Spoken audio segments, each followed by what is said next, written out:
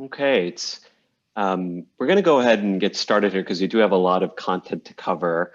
Welcome to the Chicago Booth Innovation Roundtable. Excited to be here. My name is Ketan Vaghani. I am an innovation executive at Salesforce Ignite, the innovation division of Salesforce that helps its clients go through digital transformation through a human-centered design approach. I'm also a proud alumni, Booth class of 2009.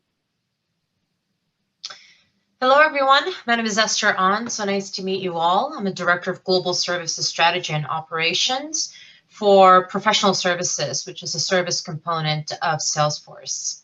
Happy to be here and join you guys. We have a packed lunch hour today planned for all. We'll start off by discussing a little bit about the reboot of the Innovation Roundtable, followed by an introduction of digital collaboration. And we'll share some best practices, give tips on overcoming challenges, and give some recommendations before we do a live demo of a collaboration tool, leaving a few minutes at the end for some questions. So you might have heard of the roundtable discussions offered by Chicago Booth.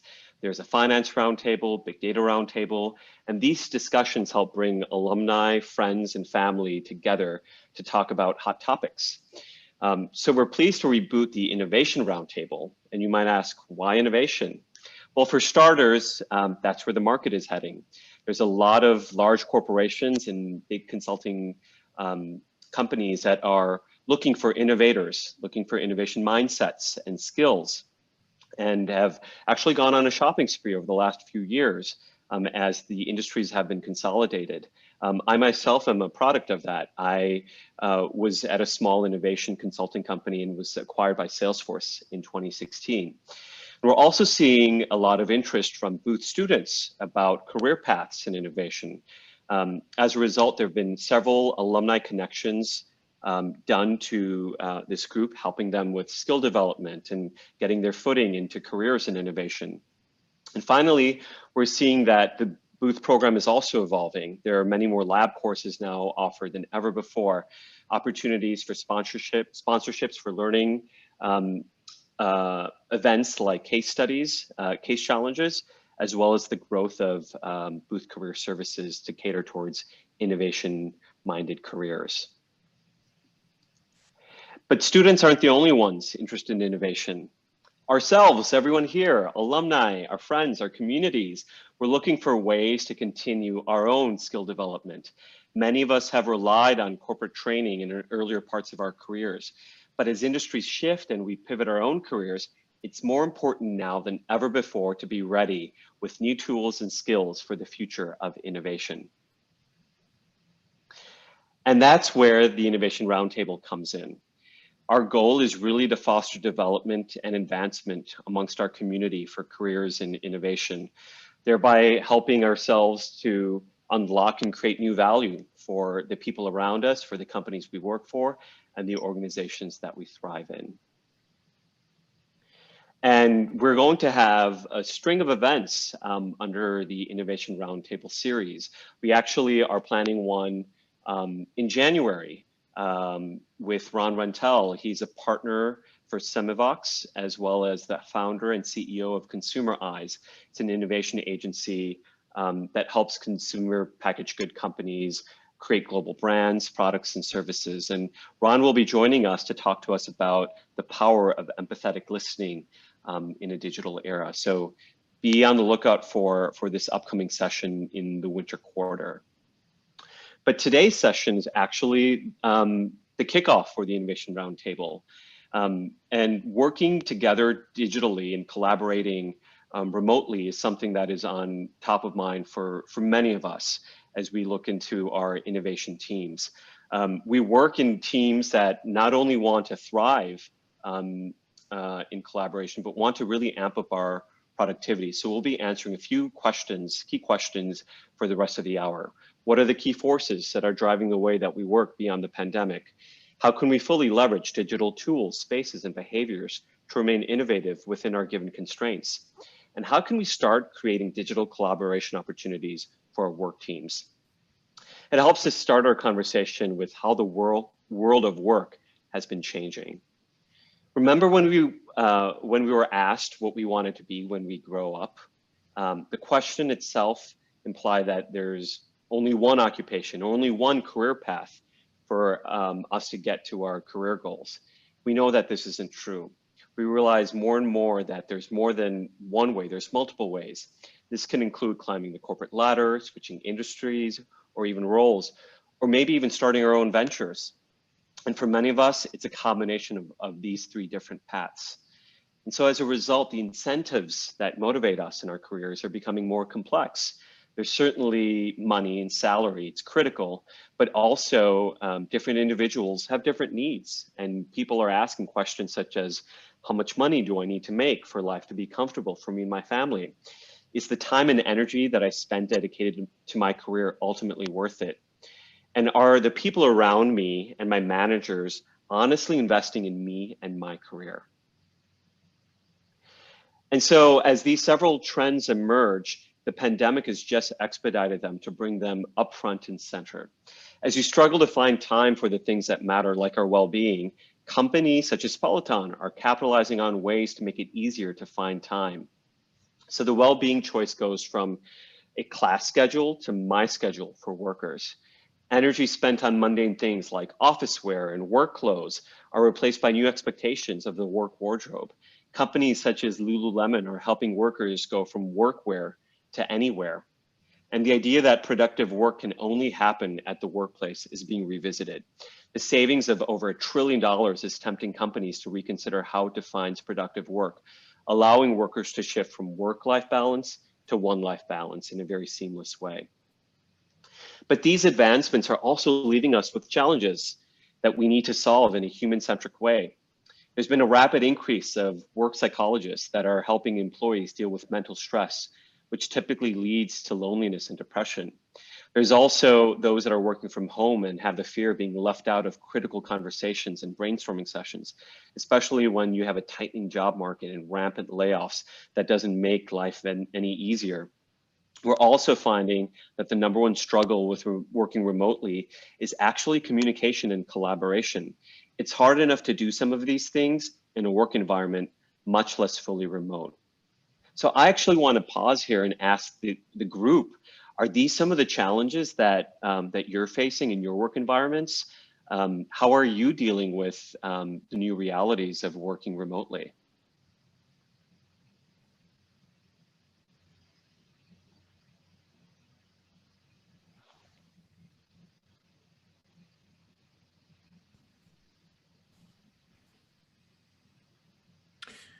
Hi. Ketan, it's Mike Vermillion. Graduated a couple years before you did. Okay. I work for JD Power, and one of the things I do there is I lead the customer service practice. And customer service agents had to move out of the call center and to a work-at-home environment overnight. And so one of the things we're watching closely is number one, how did that work? And number two, how is it going? And what kind of issues are and challenges do work-at-home organizations face? And so early on, it actually worked pretty well. But we are doing some pulse survey research in this area, and we are finding that supervisors are concerned about training new hires and that kind of challenge. But there's also kind of the stress of the work-at-home environment. In terms of the lack of a clear, bright line between work and home and the workday and going home after the end of the day. And we also see collaboration and innovation as one of the top challenges that organizations are trying to figure out. Yeah, I don't think you're alone in that. I think many of us are trying to find the right balance and draw almost the line of what's work time versus non-work time. And we have some thoughts on that of ways to maybe kind of make that a little bit easier for you. Thanks for sharing. And I know personally, I'm one of the innovation guys here at the company. So okay. it just feels like it takes more effort.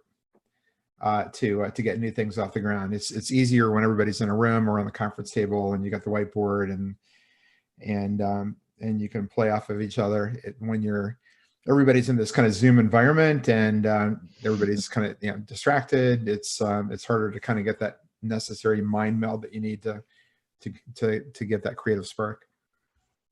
Yeah, it's definitely a learning curve. I think we're all kind of experiencing and needing to do it, to shift and approach things in a different way, because what used to be the way of doing it might not necessarily be the same way going forward, just in the digital medium.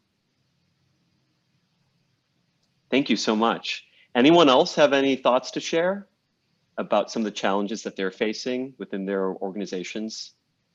Hello, Ketan. This is Gary Rawl. I'm an alum from 2004 and currently work for General Motors.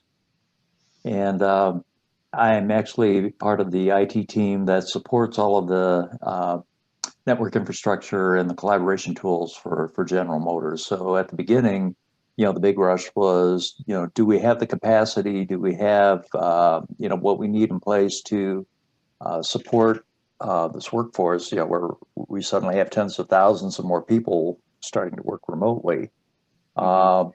So, it turns out it's been some adjustment and, adoption, but we've been able to handle that pretty well. I think the next challenge we're starting to face is, now that this has gone on so long and we actually have new people joining the company, and we just announced yesterday we're going to be hiring 3,000 more engineers and IT staff by end of first quarter. So what I'm hearing from our senior leadership now is, how do we maintain our culture? How do we bring people up to speed? How do we kind of duplicate that knowledge transfer that happens between the more senior experienced staff and the new people that that would typically happen in a hallway conversation or in a cafeteria? That's not happening now. Yeah, I know on our end, we're facing similar things where having just a temporary solution was one thing, but now as the new norm of working remotely extends, how do we have some of those informal relationships with each other? Those relationships that actually help with the ramp up for new hires, with the knowledge exchange that happens over water coolers. Those are things that we're sensing as well on our end. Thanks so much for sharing.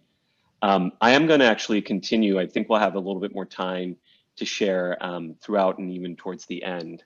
But great to see how we're not alone. We're not alone in this at all, and so happy that we're able to have a space where we can kind of share best practices and share learnings. And the reality is, when we do go back, whatever that means, it's not going to be in the same way.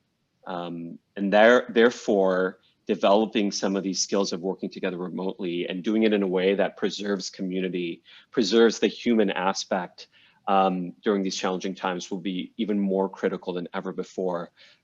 Because that's what makes our organizations run, is being able to connect with each other in a very authentic human way. Right. Thanks, Ketan. In the next couple of slides, we wanted to share with you some of the best practices and the observations of how we're seeing colleagues and also customers behaving and the tools that they're using when they're digitally collaborating. I think the first and foremost thing to remember, though, is this is an opportunity for us to pioneer the practice of working virtually.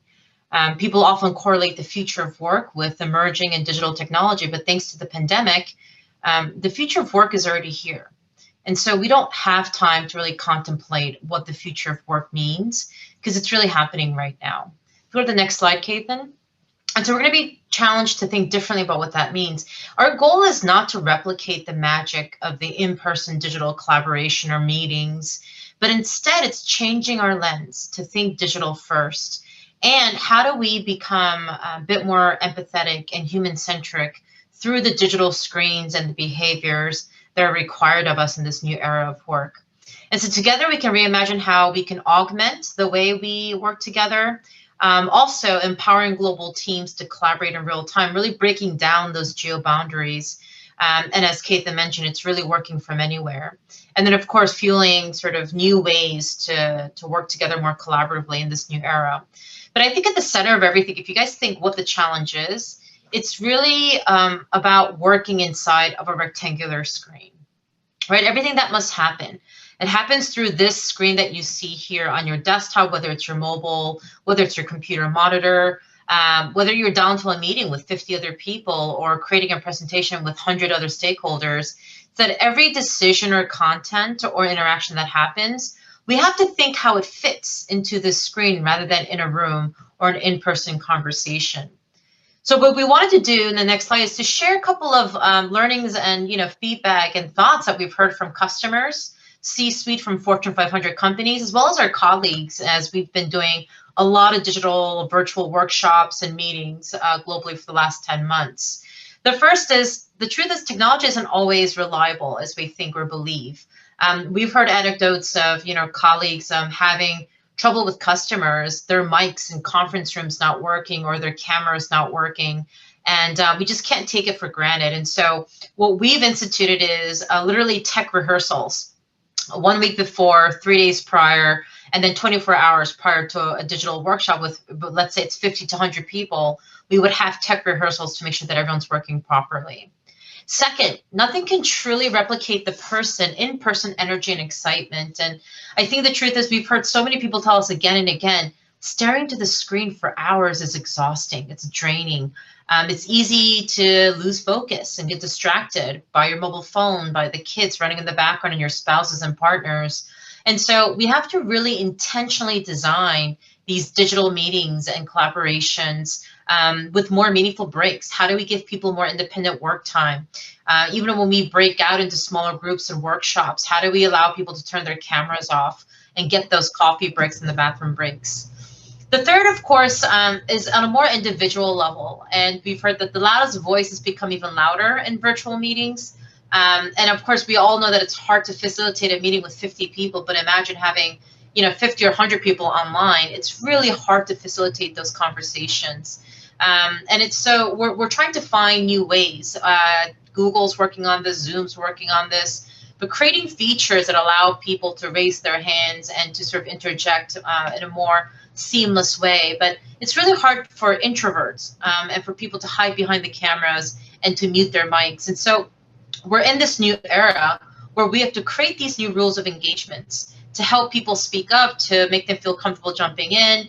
And so a quick sort of know-how that we started practicing is tapping your mic twice. And so when people are talking and you hear sort of the double tap on a mic, then everyone sort of goes silent and it's easier to speak up. And so little tidbits like that we'll be sharing with you today.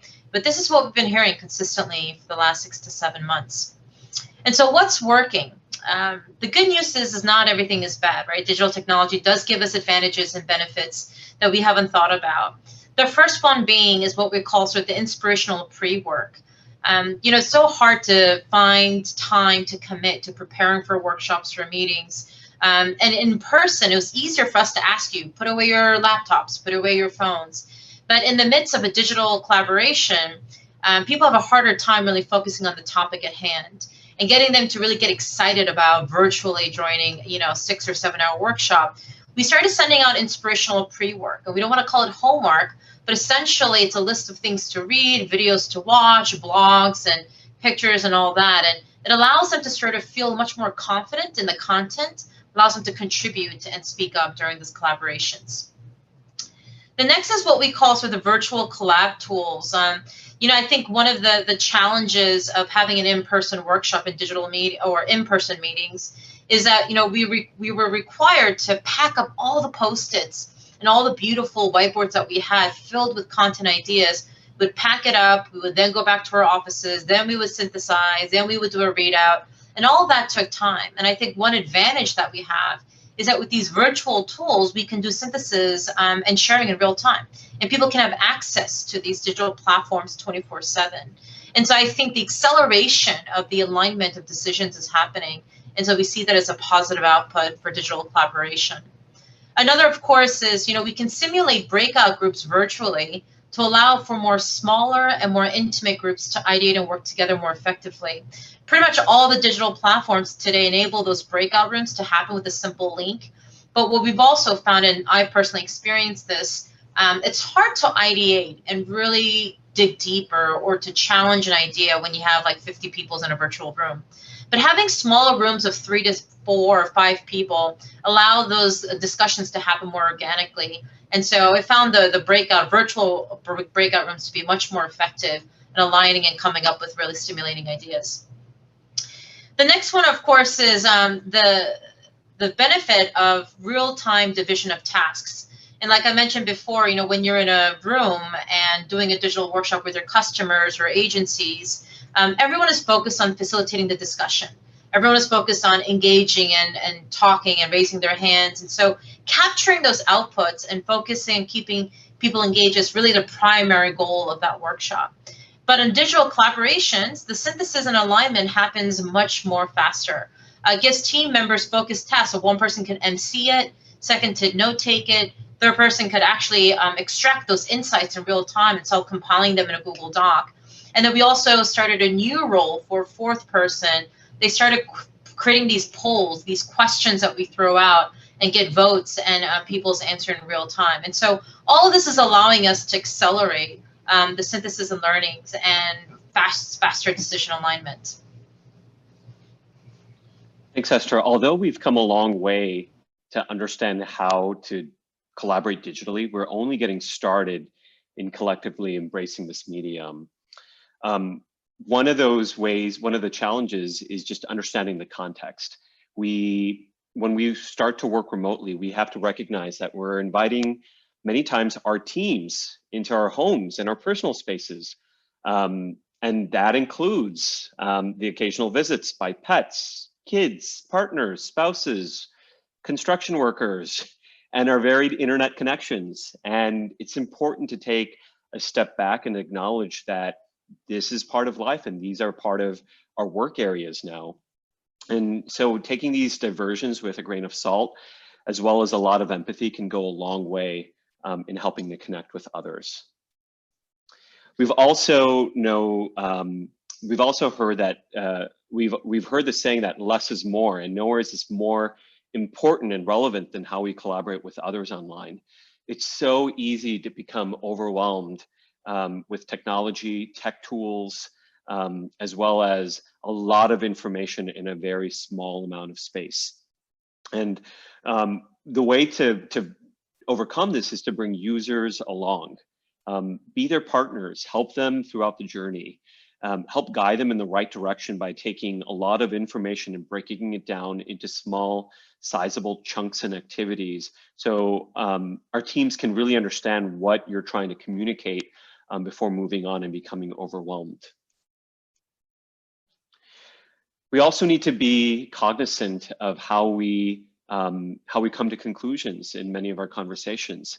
A lot of the times we have these conversations with teams that require building and brainstorming, and it's easy to get stuck and come to a dead end. You don't have those nonverbal cues or those acknowledgments that we've come to rely on over time.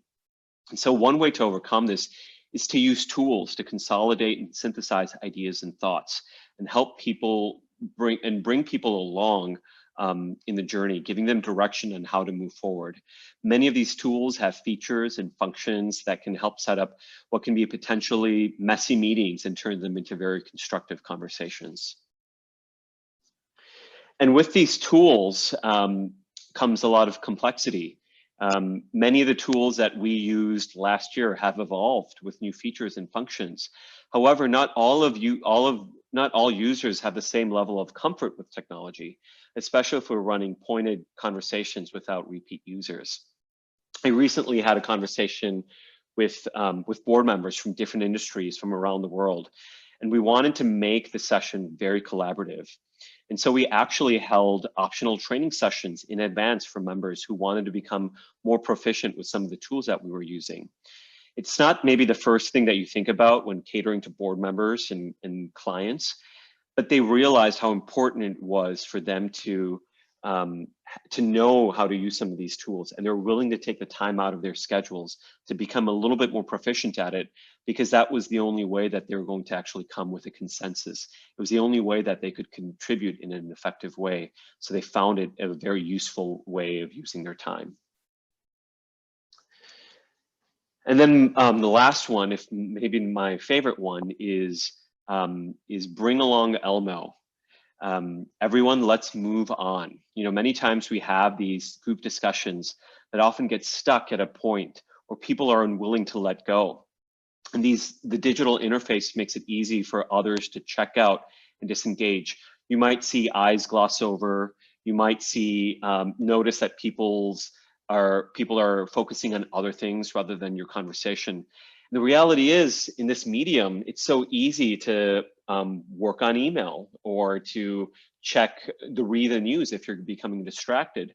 And so it's important to have someone kind of be the conversation cop, and that helps avoid any side conversations. It helps avoid everyone focusing on one task at hand, and it helps the teams move forward.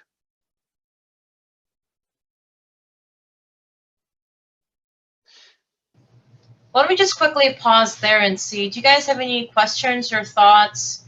Are these learnings resonating with your organization as well?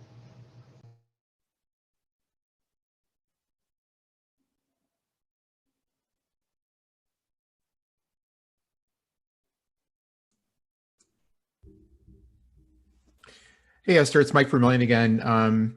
Yeah, we use Miro for sprint planning, and I agree it's a beautiful tool, but it's really hard to use it in real time and collaboratively, and to get everything onto the screen the right way. So we're certainly struggling with things like that for sure.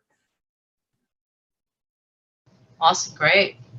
Yeah, there's so many digital collaboration platforms that are similar to Miro, like Murally, and there are more coming in the pipeline. Okay. Well, one of the things that we've been trying to really ramp up here at Salesforce is to better organize virtually and giving our customers and our cohorts better time to prepare. And so one of the things that we started practicing is this dossier workshop brief.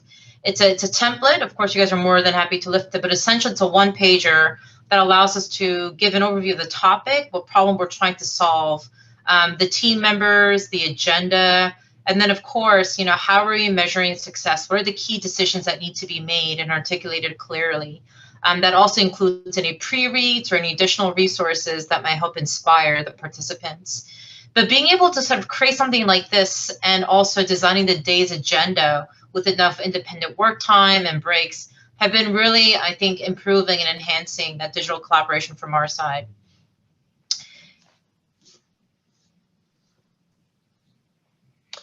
Yeah, and from my end, transitioning from collaborating real time to digital certainly has had its challenges. Mike, I certainly resonate with some of your sentiments, and the others of it's easier said than done. Just to give the folks on the call an idea of how work was for me before, it was definitely grounded in in-person culture. Even though our department had decided to work from home on Fridays, there was still a loyal group that would show up almost in defiance of work from home, because we loved collaborating, we loved the real human interaction. And as you could tell, the image here is actually how we worked. Literally, our work was blended with our space. Our work was on the wall. And we really believed in immersing ourselves, not only within the content, but physically in our work. So you could almost imagine the challenges that we faced when we weren't able to do that. And we didn't even have desks, right? We had these tables. So there weren't any barriers between me and my coworkers that were working on a project. But through tools like Miro, we were able to figure things out. I'd say it did take some time, but many of the tips that we've kind of been talking through today certainly helped. But Miro did help us transition from a physical space to a digital one. I actually want to share a quick demo of Miro, but I just want to, before I do that, I just want a show of hands, or if people want to chime in, how many people use Miro today in their work, for work or for their organizations?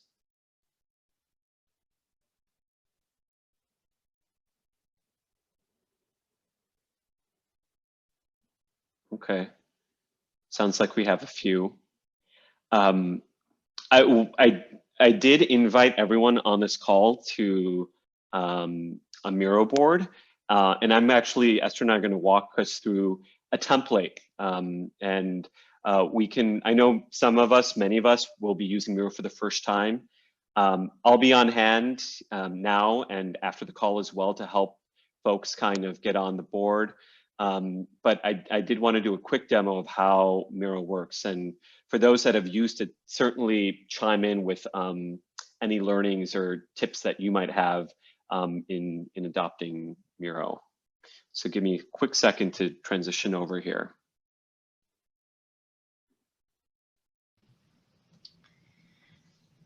I think, Michael, truly to what you just said before, it is a very easy to use in some ways, but hard to use in others. But it's just visually easier to design. I think it's hard to make something look displeasing to the eye when it's already almost pre-designed, some of the templates that you can access. So that's been a big advantage of using Miro. They're creating a lot more templates moving forward for all different types of teams within an organization, from UX to IT to project managers, business analysts. So you'll see some of those pre-made templates available. Yeah, we like the templates. Like the standard I always hold up against is, or I use is Trello, which essentially is the digital 3x5 cards. But if there's templates you can build on, that certainly makes it a lot easier. So yeah, absolutely. So I have invited everyone to this board as a way for ourselves just to start to get immersed. What I'm going to do is just walk you through maybe how we might facilitate a conversation with a client.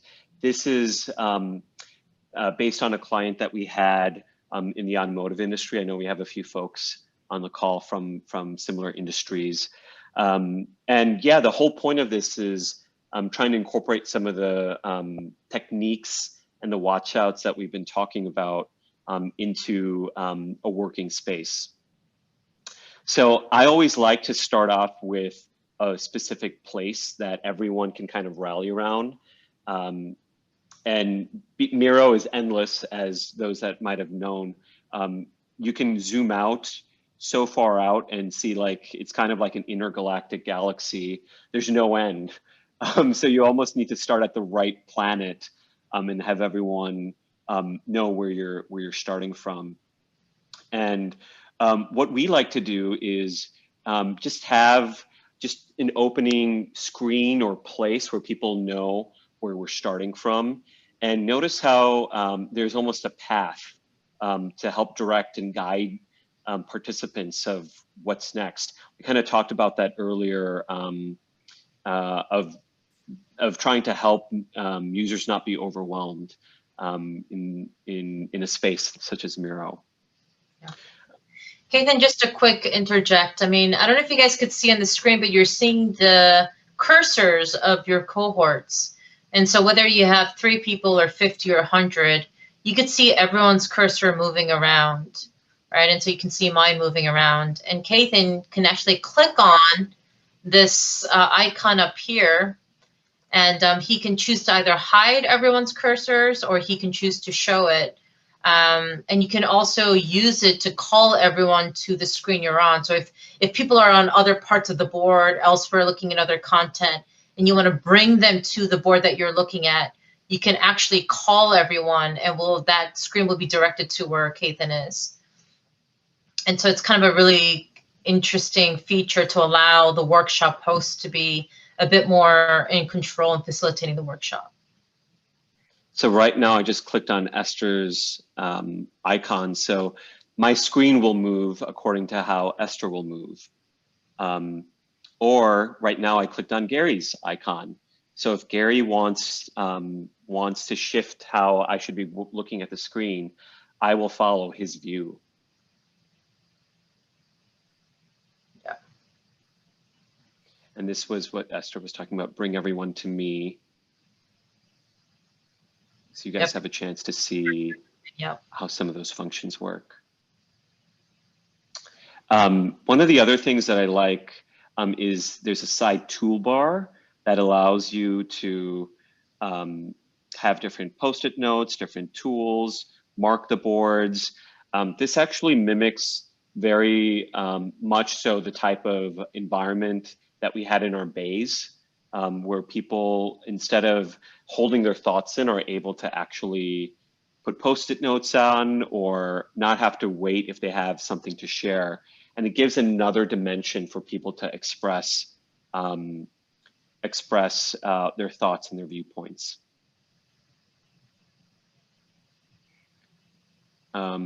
So one of the things that we like to do in some of our sessions is just start off, some people call it an icebreaker. It's ways just for people to get settled and situated.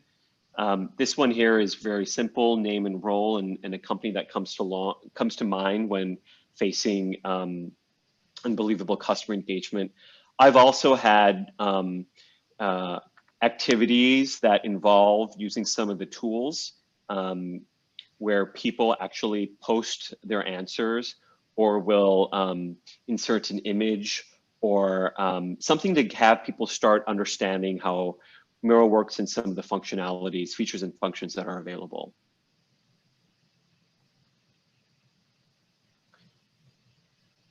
And so we kind of, for this Miro board, we actually had kind of a talk track on Miro itself. So instead of having slides or transitioning from slides to Miro, we actually had everything on the board, and it really gave people a way to interact with the content without having to think of it as only as a screen.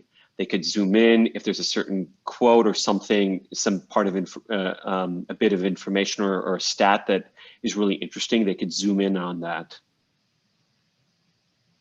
So all this was along kind of a path that helped understand our approach, the way that we think of innovation for our clients, our flavor of human-centered design.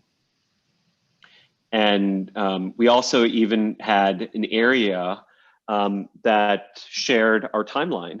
And this was populated, or this can be populated. And so this could be more of a discussion point if people have thoughts on the different phases, or if they have watch-outs or challenges in the timeline, they're able to kind of have a discussion on that accordingly.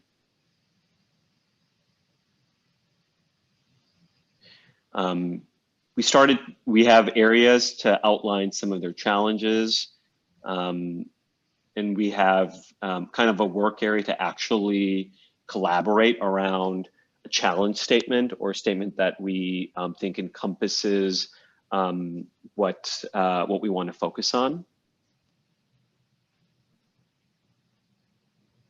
And there were areas that were provocations where we have kind of work areas that allow people to voice their opinions. These are moments in the workshop that are designed to actually be more about brainstorming and collecting ideas in a way that everyone can contribute equally.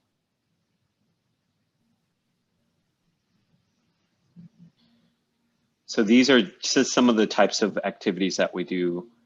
Our thoughts and beliefs, orthodoxies. And we tried to make this as intuitive for our clients. In this case, it was an automotive client, but we have designers that had to transition from thinking of workshop materials in a very analog way, and using those skills and creating templates such as this for digital types of workshops.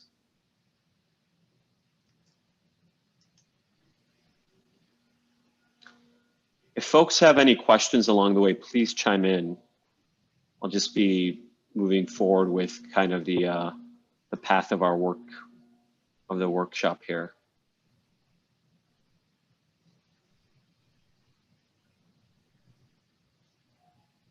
So this was an activity around the different types of users and what questions we might have for them.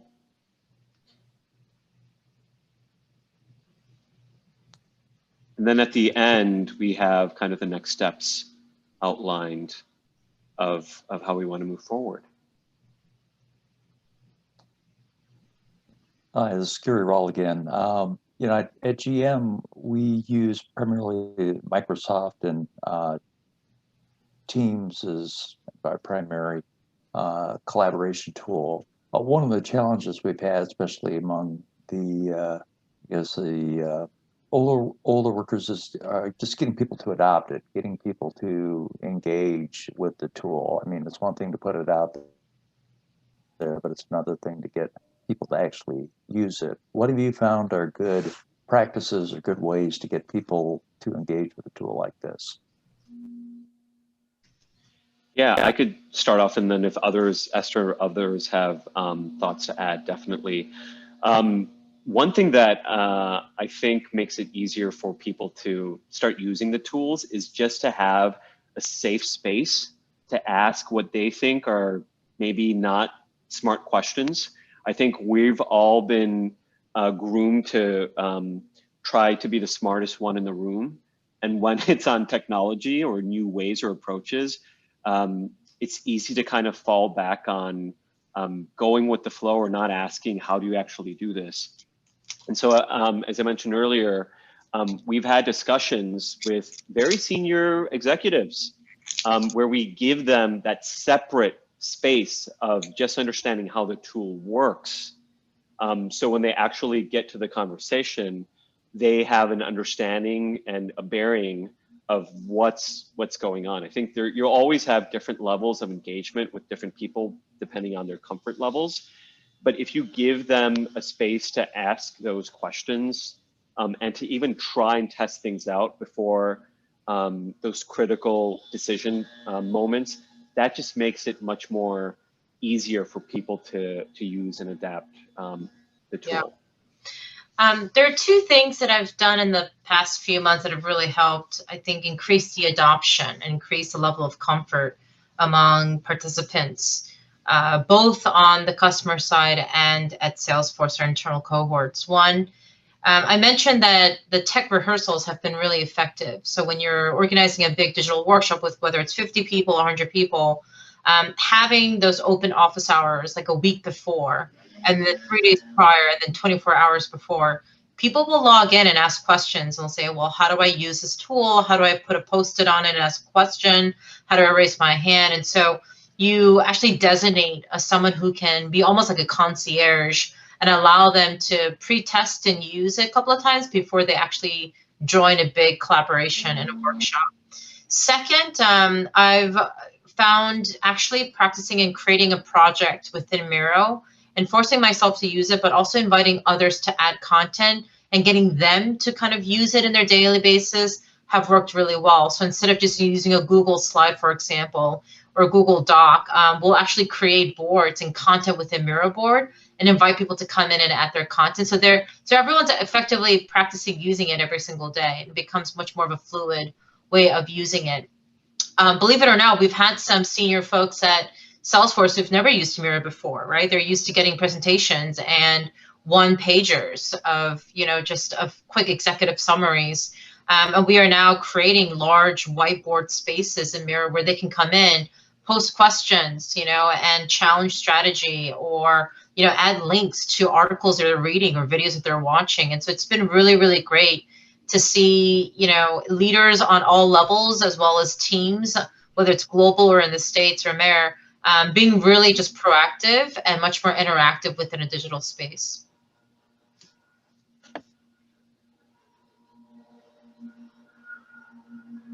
Other questions or thoughts? What has worked for people to transition from analog collaboration to using some of these tools?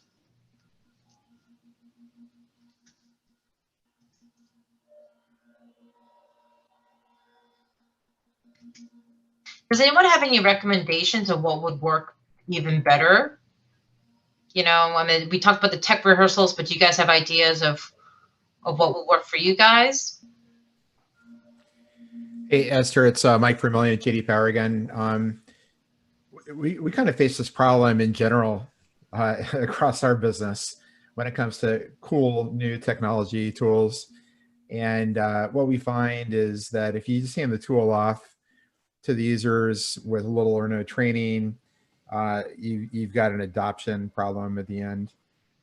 So we almost, what kind of works for us is you almost have to start out as kind of a software enabled service, if that makes sense. And so you're delivering a view or a drill down or some kind of analysis, or in this case, a collaboration board on as a service, but you're using kind of the software to deliver it, if that makes sense. And so the more people kind of get used to it, they get more interested in, okay, how do I now take this and run with it and do more with it? And so you're almost, it's almost like a slower adoption, if you will, and it creates more, there's more labor required, and you need somebody to actually kind of deliver that service. But that's what we find works when it comes to the new technology capabilities. And it's something that software companies in general struggle with. So that makes sense. Yeah. Yeah. Funny anecdote, like one of our customers, automotive, we have many automotive customers, obviously, but the one that I particularly worked with was Ford.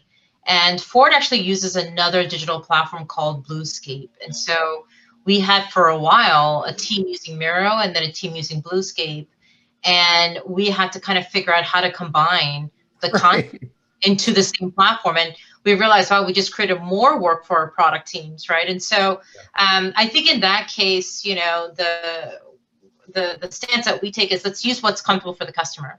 So we switched over to Bluescape, and we literally lifted and shipped all the content off of Miro to Bluescape within 24 hours. But that's going to be another issue coming forth, right? Which software, which platform do we prefer to use, Mm-hmm.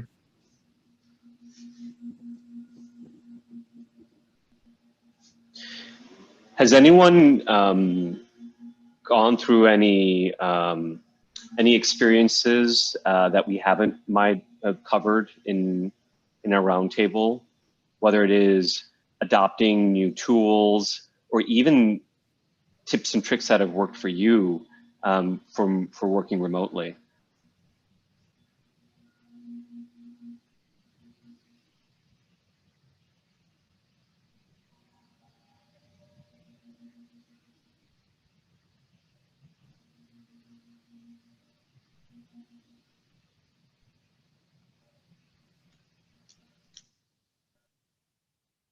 It's not a big crowd, guys. We're all going to learn from each other.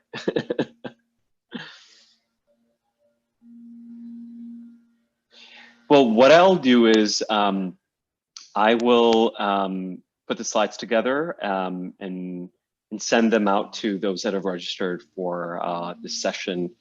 And the Miro board is available. So if you haven't had a chance to go in and check it out, please do. As I mentioned, and as others have mentioned, like it is a tool of how we can help with the digital collaboration piece. But if there's no more thoughts or questions, we could kind of wrap things up. Hey, Ketan, it's Mike Vermillion again. So I'm co-president of the Los Angeles Alumni for Chicago booth.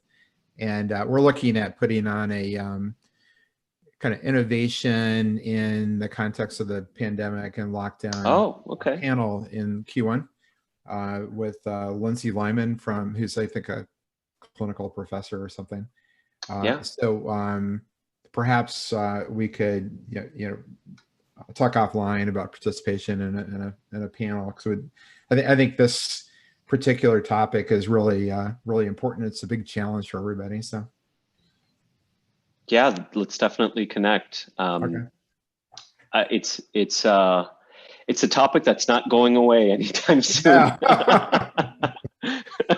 If anything, it's becoming more and more relevant as the weeks turn into months, and hopefully it doesn't turn into years.